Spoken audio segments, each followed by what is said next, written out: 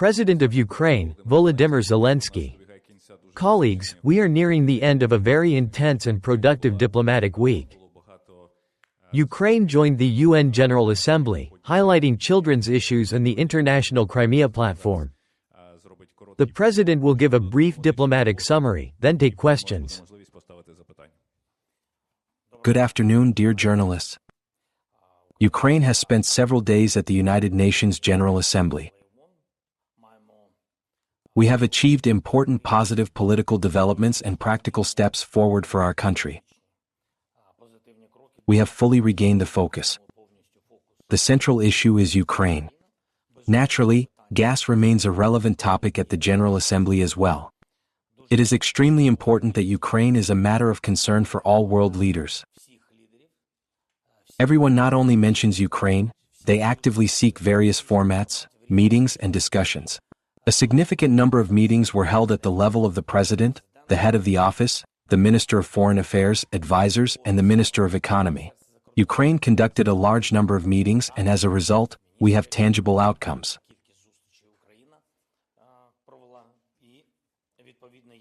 There was a very constructive meeting with the President of the United States of America.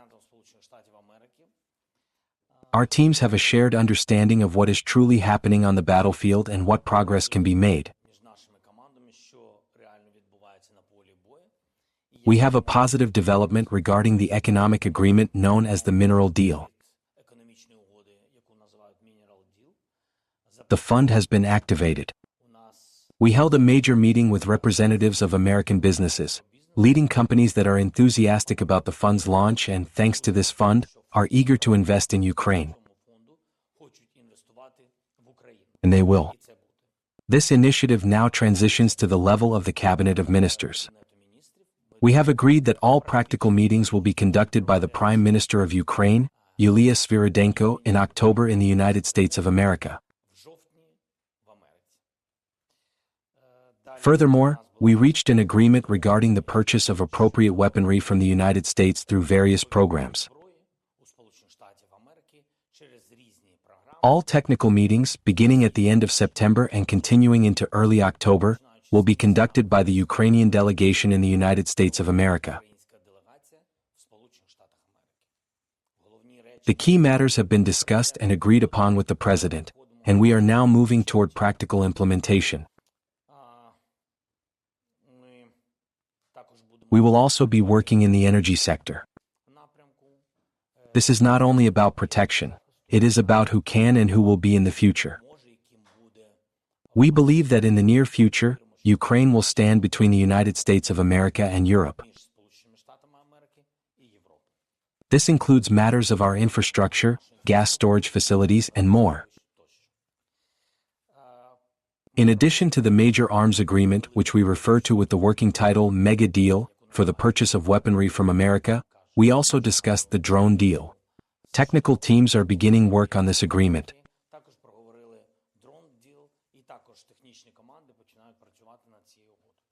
These are Ukrainian drones that will be purchased directly by the United States of America. Naturally, we also discussed in greater detail our diplomatic steps and various strategic approaches aimed at achieving a possible and sustainable resolution of the war.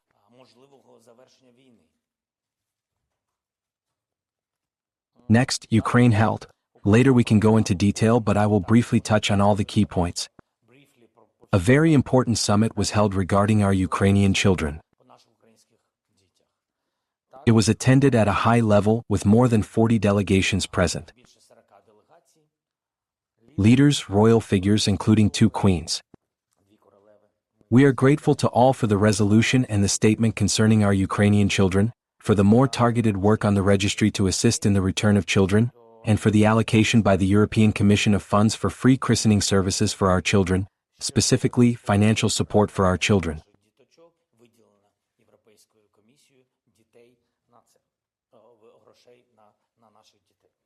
The next summit will be held in Brussels. We have essentially discussed it under my chairmanship and that of Ursula von der Leyen. Support is in place, and agreements have been reached regarding financial support in various formats for the First Lady's projects related to our Ukrainian children. The Crimea platform was held for the first time at such a high level by our diplomats and by Ukraine.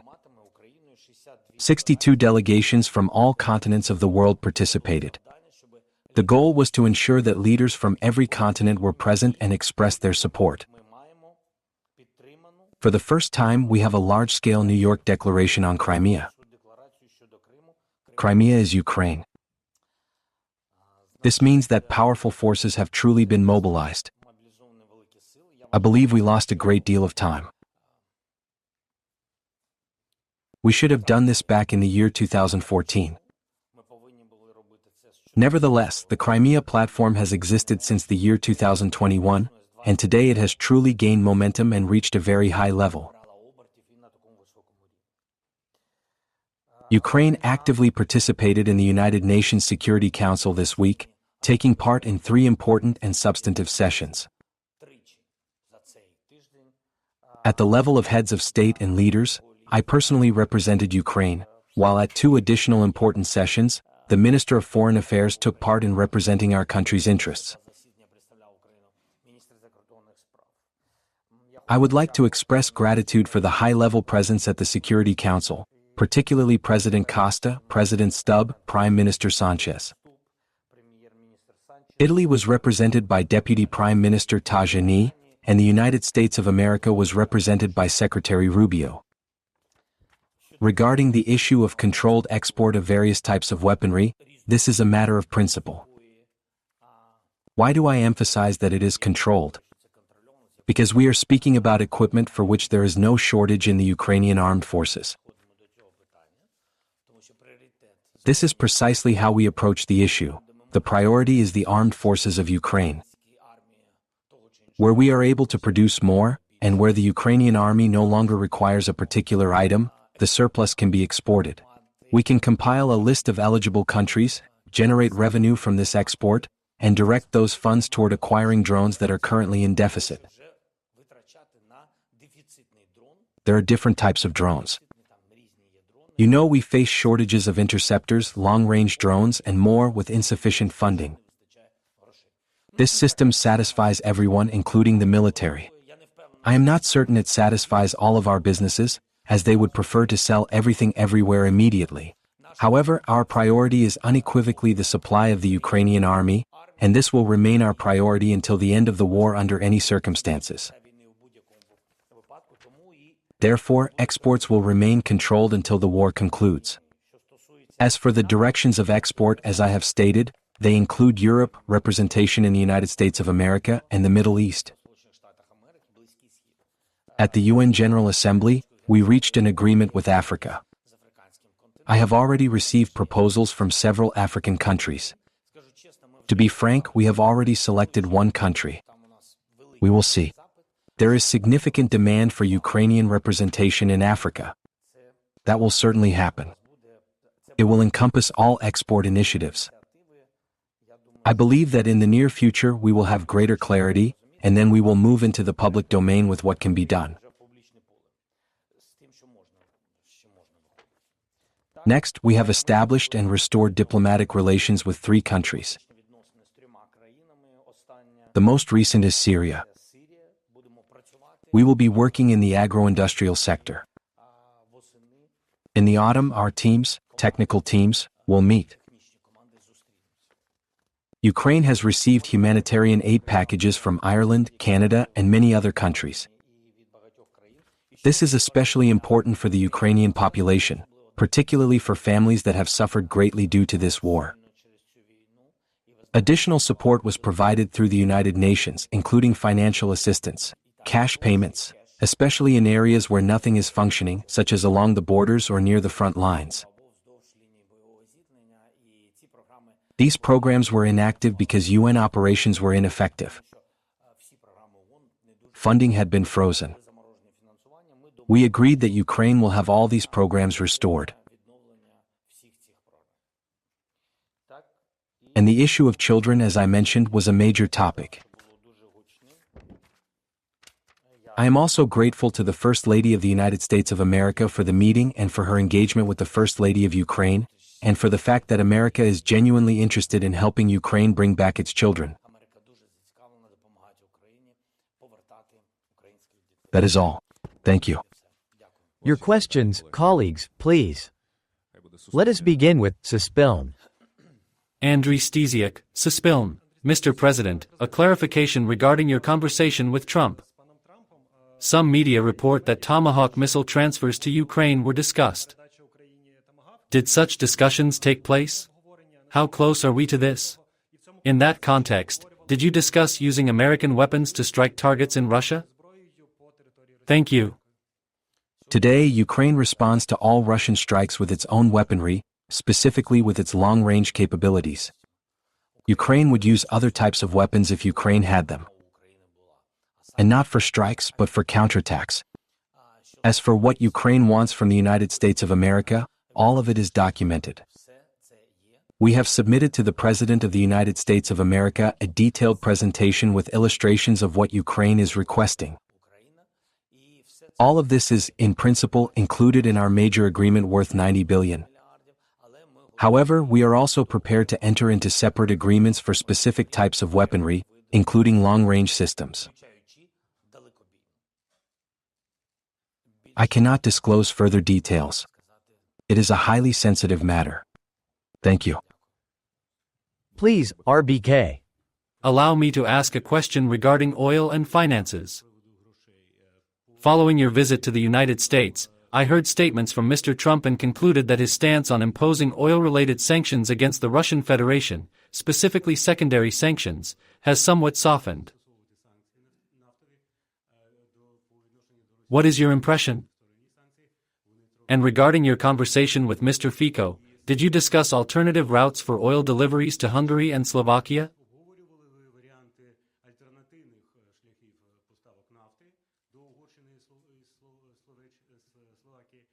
Were there any proposals from our side to assist these countries in halting imports, considering that oil is currently transported via the Druzhba pipeline?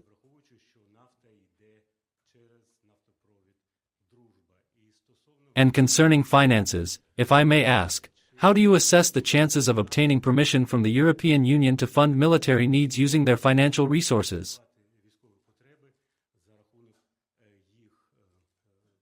I believe the amount in question is 300 billion hryvnias for this year alone. Thank you. 300 billion hryvnias. What is that? Is it a budget deficit? Not a deficit, but there is a need for additional funding. 300 billion in extra funds. There are many different allocations of 300 billion.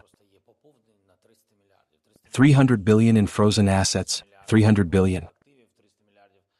Let us proceed step by step. These are hryvnias, not euros. I understand everything. Let us go step by step. First, gas and oil. We are interested in maintaining normal relations with all partners in the European Union and with all representatives of the North Atlantic Treaty Organization. Slovakia is one of those countries. We are ready to assist them with alternative supplies, but not with oil and gas from the Russian Federation. I reached an agreement with Prime Minister Fico. I am not opposed. In fact, I support a meeting between our governments which I believe will also take place in October. There will be a session of government officials in Slovakia, where Ukraine can and will propose alternative steps for energy support. But only if the discussion does not involve Russian oil and Russian gas. With the Hungarians, we could also engage in dialogue, but we have received no steps from them, apart from certain signals in the media, which are clearly not in support of Ukraine. I hear nothing else. And then there are reconnaissance drones, reconnaissance operations as well. We have observed one drone and there is corresponding movement. I have requested, by the way, that this be shown to the public because they claim we are fabricating something. I asked our intelligence and armed forces. I'm not sure if they've shown it yet. No, they can show it. Everything is electronically recorded with photos and materials. Let them show it. Therefore, I do not see any positive steps from the Hungarian leadership, not speaking about the population but from the leadership, no steps toward engagement. However, we are always open to dialogue. Yes, and it is very important that they are conducting reconnaissance. That is very important. What is a Hungarian reconnaissance drone studying on the territory of Ukraine?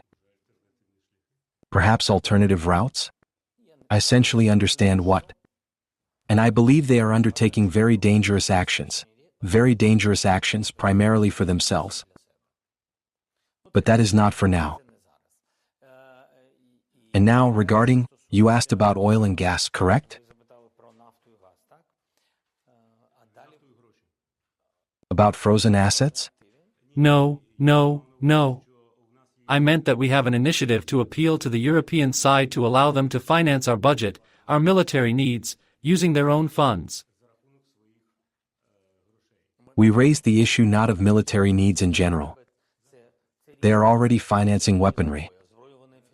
You mean not equipment, but personnel.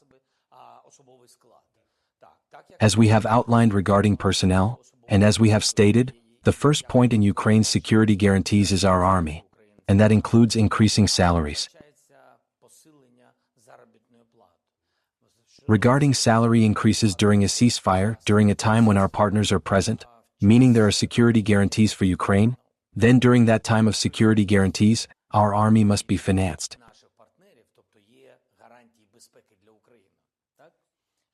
Salaries represent a large volume of funding. The Ukrainian budget will not be sufficient to support such a number of armed forces personnel. The issue of additional funds for the salaries of our soldiers is being raised and is already understood by our European partners.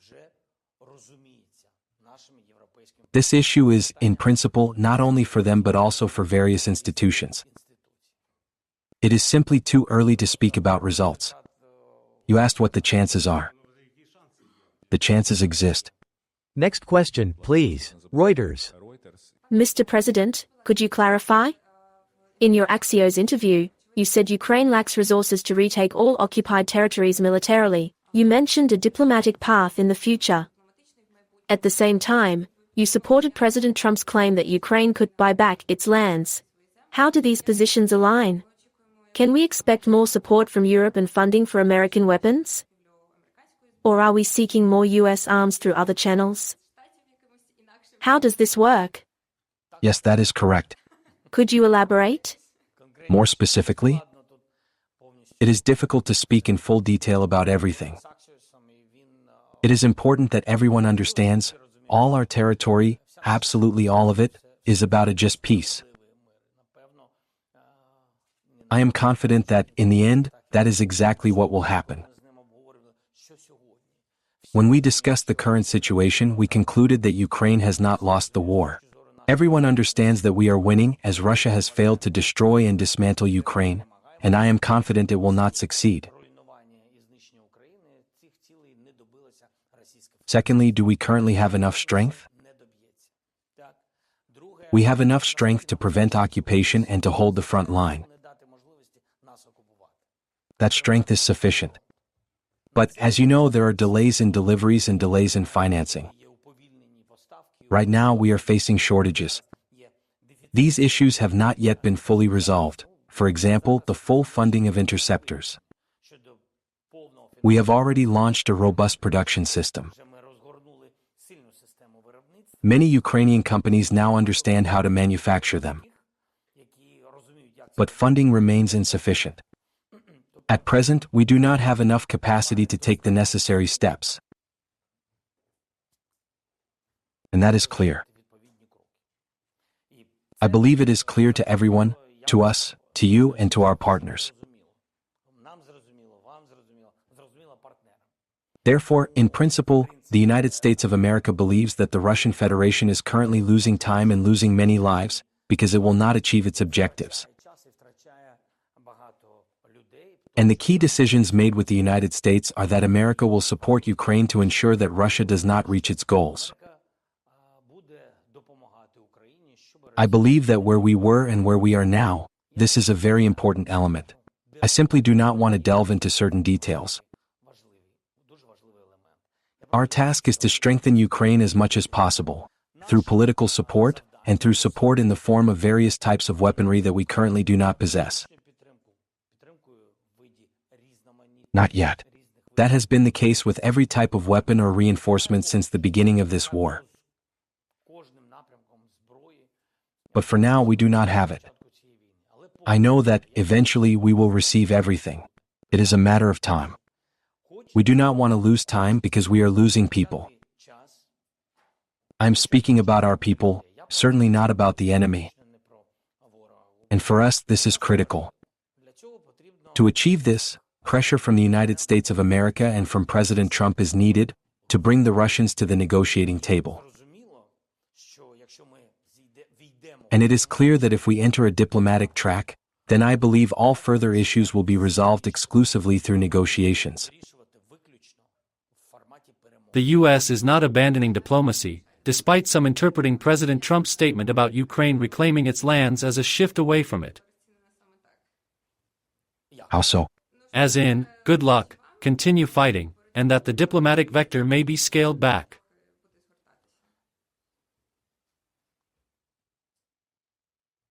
I understand how such an impression could arise. And how do I feel about that? I believe that after our meetings with the President, indeed, by the way, it could be as you say, anything is possible. What does not depend on us? Anything can happen. We can only guarantee what is within our control. But I believe that if, the very next day after our meeting with the President of the United States of America, we have active communication between our military and diplomatic teams, and meetings are already being scheduled with specific dates, then I am not convinced that this indicates we are being abandoned.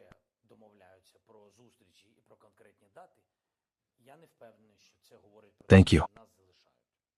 Orest, please do not leave me without alternatives. Obos UA. I would like to clarify the topic you are hesitant to delve into. This emotional statement by President Trump regarding the liberation of territories, does it mean that America is abandoning the concept of, let the Europeans help, and we will sell them weapons? Is America now prepared to offer greater assistance, and not only through diplomatic channels? For us, the diplomatic path pursued by the United States of America is important. They understand that the Russians lie. What they say at various levels to the American side, they later fail to follow through on. It is crucial that America recognizes this. Therefore, if diplomacy does not yield positive reciprocal signals from the Russians, they are prepared to strengthen support in another direction. And if that direction involves enhancing Ukraine's military capabilities, we are grateful for it. This does not mean we are choosing that path. We did not choose this war. We choose the path of defense. If the United States of America can tomorrow bring President Putin to the negotiating table and end this war, that is the priority. But it is equally important to ask, what if they cannot? And when we discuss that question, what then? It is vital that, in that moment, America does not seek alternatives to supporting Ukraine. Next question, please. Ukraine form. Mr. President, in recent days, hostile drones have begun appearing over various European cities. In your view, what is Russia trying to achieve through these actions? And can European countries cope with this threat on their own, without Ukraine's assistance? Thank you. First and foremost, we are already conducting consultations with several countries. I will not name them just yet, although certain aspects of these matters have already been made public. We have sent clear signals to specific nations and will even be dispatching specialized advisory groups, our own skilled personnel, to some of them to help effectively counter such emerging threats.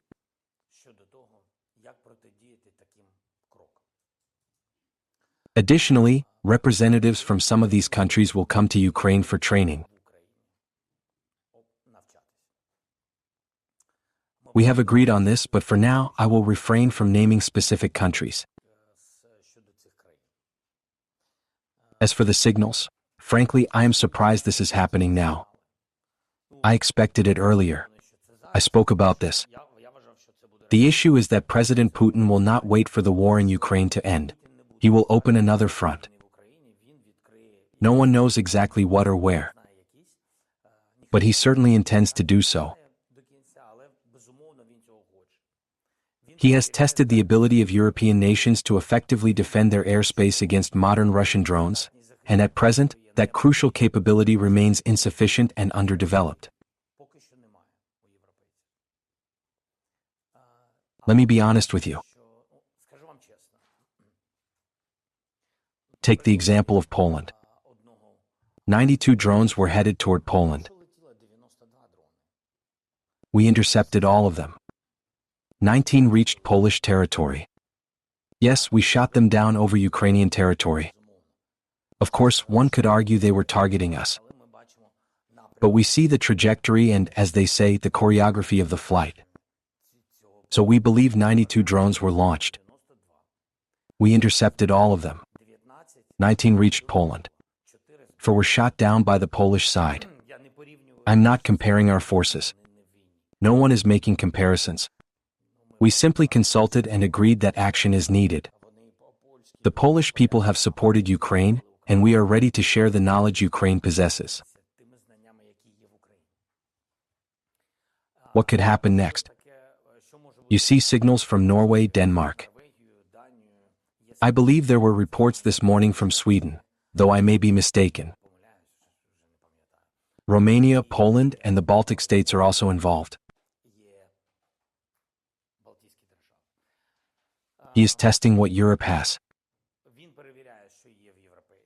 Secondly, I am confident he is sending signals ahead of winter to countries that are closely aligned with Ukraine to gauge public sentiment.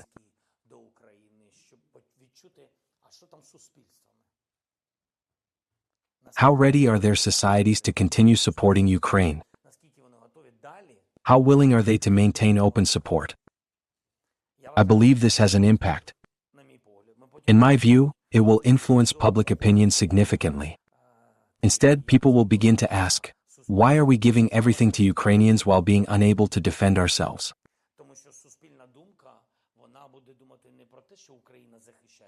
Instead, people will begin to ask, why are we giving everything to Ukrainians while being unable to defend ourselves? This is being done to reduce support for Ukraine, especially ahead of the winter season. And at the very moment when some of these countries are ready to transfer air defense systems to Ukraine, they may choose to keep them for themselves. But that approach does not work. I have discussed this with several of leaders. Not because I fear they'll reduce support. No, not for that reason. It simply does not work that way. You know it. Intercepting drones with Patriot systems isn't feasible due to insufficient missiles. We know how many exist globally and how many are produced each month. That will not help. Other means are required. For example, European partners have consistently provided us with two things. First, air defense systems that they have been manufacturing for decades, systems and missiles that we simply do not possess, and second, financial support. They have funded our weapons and our drones. These are the two main contributions our partners have made. But those systems will not provide full protection. They can shield infrastructure from missile strikes, but against drone swarms of 100, 200, or 300, no system will hold. It may work once, but the next day there will be no missiles left. What is needed is knowledge from our mobile fire groups, our drone operators, our Air Force leadership, and all our air defense commanders. That knowledge is critical. These systems are vital. Defense systems, interception lines, various drone response lines, these elements are essential. Yes, and we are ready to help. What is President Putin demonstrating? He is testing how the North Atlantic Treaty Organization will respond. That is likely the main reason. Next, please. We are Ukraine. Moldova. Elections are tomorrow. Let me begin not with Moldova, but with Donald Trump. You mentioned wanting to hear what the US is prepared to offer for future guarantees, especially backstop and air support. Did you get details on what they are ready to commit to? Are they backing the plan you approved in Paris with coalition leaders? And at present, what we need most are Patriot systems. Primarily because media reported that the US is not selling Patriot systems. Negotiations with Donald Trump were held to acquire 10 Patriot systems now and in the future. Has there been any progress on this? Germany was expected to send 2 Patriot systems, and an Israeli defense complex was reportedly coming. Are they confirmed? This is a critical issue ahead of winter. I understand you cannot reveal all the details. Yes, I will not disclose everything in full. The Israeli system has been operating in Ukraine for 1 month. 1 month of active deployment.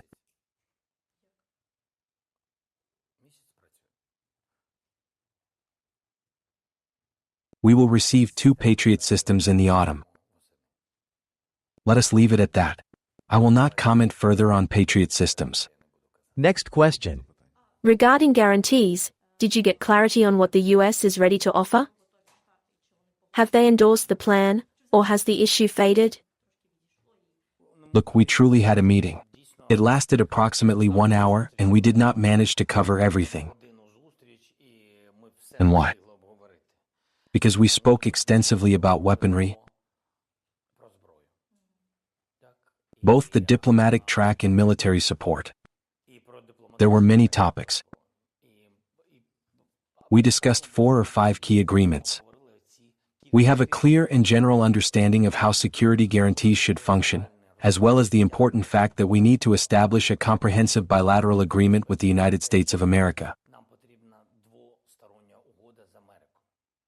We want a bilateral agreement that is legally binding, ratified by the United States Congress and accordingly by our own parliament.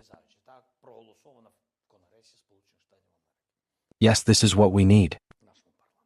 Next, we discussed the agreement I previously mentioned regarding weaponry. We also discussed the agreement I referred to concerning drones. We discussed the implementation of the mineral deal, and we began discussions on a free trade agreement. It is a very complex matter, yes, but any path must begin if you intend to walk it. Now, Moldova. Elections will be held tomorrow. I believe Europe is at risk. We cannot simply say this is an internal matter for Moldova. Moldova is a future member of the European Union. Its territory lies on the border. It shares borders with European countries, and the Russians are very eager to exert influence over Moldova. How do they exert influence? It all begins with politics.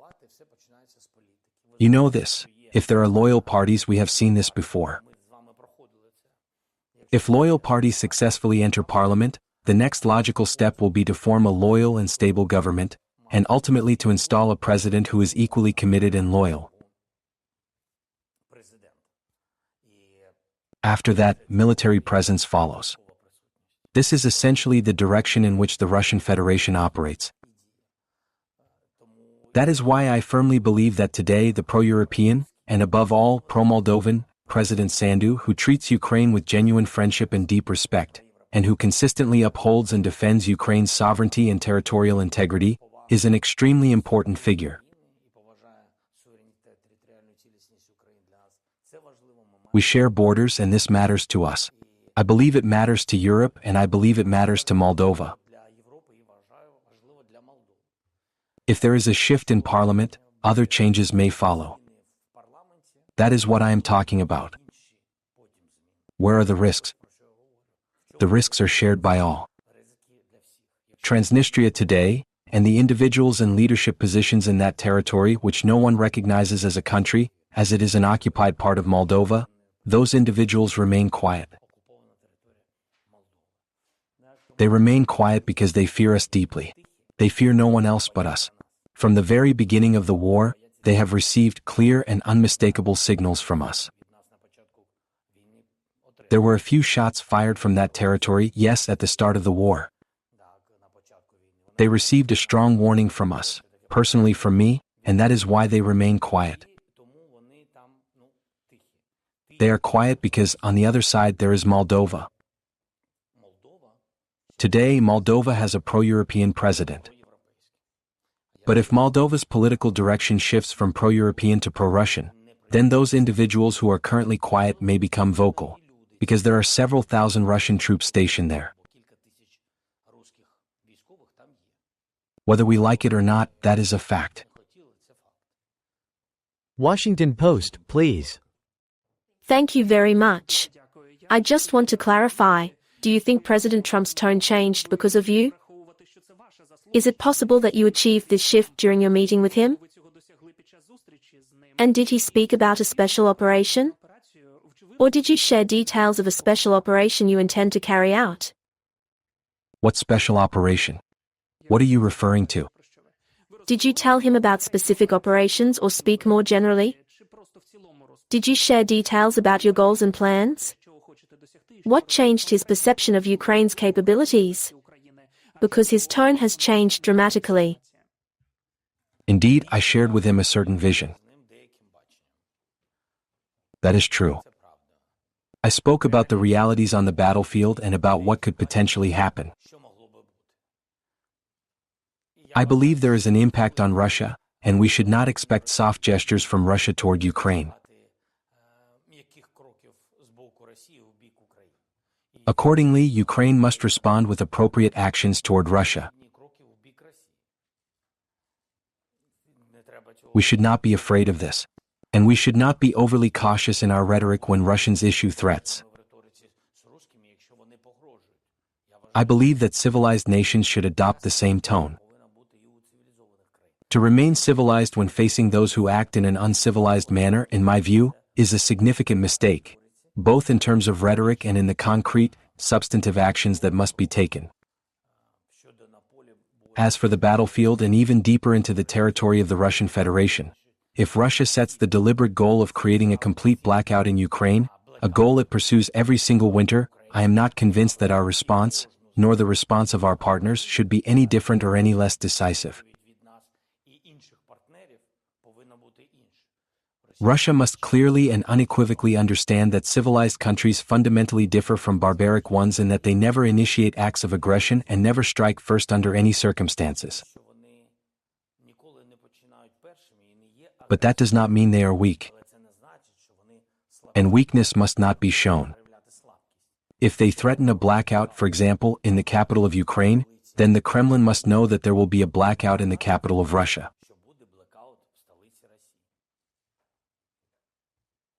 That is, briefly, about some of the points we discussed with the President. There are details about what is happening on our battlefield. There are many different aspects. There are programs used by United States intelligence, including systems also used by our military, such as Delta, for example. Let me give you an example. The Delta program records where the enemy has entered. It does not specify that a sabotage and reconnaissance group has entered. It does not say that these soldiers entered and were later eliminated. It simply marks the location they entered. And immediately, there is a perception that the area is occupied. But it is not occupied. This is the nature of war, unfortunately. People entered, perhaps 3 to 5 individuals, and by evening they were already eliminated. But in the United States of America, by that same evening, President Trump is shown that another village in Ukraine has been occupied. That is how it happens. I simply want to explain how this works. By the way, this is not unique to him. It happens with other European leaders and even within our own society. People see a map shaded in a certain color and assume that area is occupied. But it is not. There is enemy presence, and that presence will be eliminated. Our soldiers will reclaim those positions. It is important to understand that this is not an advantage, as the Russians portray it to their own population and abroad. No, it is not even a success. These are temporary forces. Temporary, because their time will certainly run out once the armed forces of Ukraine take the necessary steps. These are just some of the nuances. I gave you one example involving programs and data. There are many such nuances. Addressing them requires not just minutes or hours, but several meetings. And I hold these meetings with leaders, including the President of the United States of America. Today, I strongly and firmly believe that this is one of the most important reasons behind the noticeable and significant shift in rhetoric. A deepening distrust toward President Putin, a much clearer and more realistic understanding of the harsh realities on the battlefield, a strengthened and more determined belief in Ukraine's cause, and the Russians' persistent and blatant disrespect toward everyone, including the President of the United States of America himself.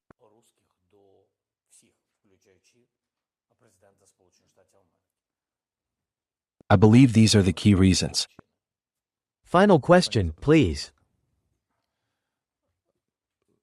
NHK, I believe? Thanks. I am Mayoshi from NHK, the Japanese broadcasting company. President Trump stated on social media that he met with you and said that Ukraine can reclaim all of its territory lost since the beginning of the war, with the support it receives. However, achieving this remains difficult, especially when it comes to reducing energy dependence on Russia, as you have mentioned. What are you demanding from European countries? Do you believe they can secure and provide the kind of support President Trump is referring to in relation to Europe? Thank you for the question. Russia is currently facing economic challenges. These challenges do exist. However, Russia will not complain because it has a substantial amount of cash. Everyone understands this. They possess large reserves of money in various formats. The primary and most significant source of budget revenue for Russia is its energy resources, specifically the large-scale sale of natural gas and oil. Europe, in one form or another, through various countries, not directly but via intermediaries, continues to receive energy resources from the Russian Federation. As a result, Russia continues to export large amounts of energy and receives substantial amounts of money in return, which it then spends exclusively on sustaining and escalating its war efforts. Why exclusively on war? Because we do not see any increase in social support within Russia. That means all of this money is being directed toward warfare. If there is a shortage of funds for war, there will be a reduction in social support for the Russian population. If social support declines, public dissatisfaction will grow, and the Russian leadership will also become unstable. Historically, Russia has always changed through uprisings driven by hunger. I will not speculate on the direction of such change, but it is certain that leadership has shifted in those moments. That is why they fear this outcome. Europe must stop all forms of supply. Yes, there are risks, we understand that. Alternative logistics may be more expensive. But a solution must be found to halt the purchase of energy resources from any country that ultimately sources them from Russia. In this regard, I fully support the United States of America. Absolutely. Because we are directly affected. I believe Europe must take a closer look at these drones, at all the threats and intimidation coming from Russia. Europe must also recognize these threats and signals. It would be quite strange and illogical if they continued importing energy resources from the Russian Federation despite the ongoing conflict and all the clear evidence against such dependence. For example, drones have reached our Nordic partners. Where did they come from? Anyone can easily sit down, open a map, and clearly understand the most likely origin, if those drones are indeed of Russian origin. One plausible and concerning possibility is the continued and deliberate use of the Russian Federation's naval fleet, systematically navigating through and exploiting the waterways of our European friends and partners for strategic advantage. So when we talk about a truly comprehensive solution, it is not just about energy alone. It is also about addressing the issue of the shadow fleet, and more broadly, about effectively halting Russia's ability to trade and export goods by sea. That is another critical step, reducing Russia's economic capacity. Yes, we are discussing this with Slovakia and Hungary, but it is not only about those two countries. Slovakia and Hungary have had direct contracts with Russia for various energy supplies. But there are other countries involved, countries that either receive energy resources or refined energy products, or accept payments from Russia for the logistics of energy deliveries to other nations. We have spoken many times about sanctions. If we are talking about energy sanctions against Russia, then let us truly talk about energy sanctions against Russia. Not occasionally but consistently. Without exceptions, without unnecessary conditions, completely and comprehensively. If we are talking about the banking sector, about the shadow fleet, there is a list. There are 500 vessels. Yes, 500. Sanctions must be imposed on them, legal sanctions, physical sanctions targeting the crews, the captains, and so forth. That is how this can be stopped. Yes, Russia will face a major deficit. In the year 2026, Russia's defense budget was reduced by 50 billion. They will find that 50 billion because they have more money in their pockets. More money.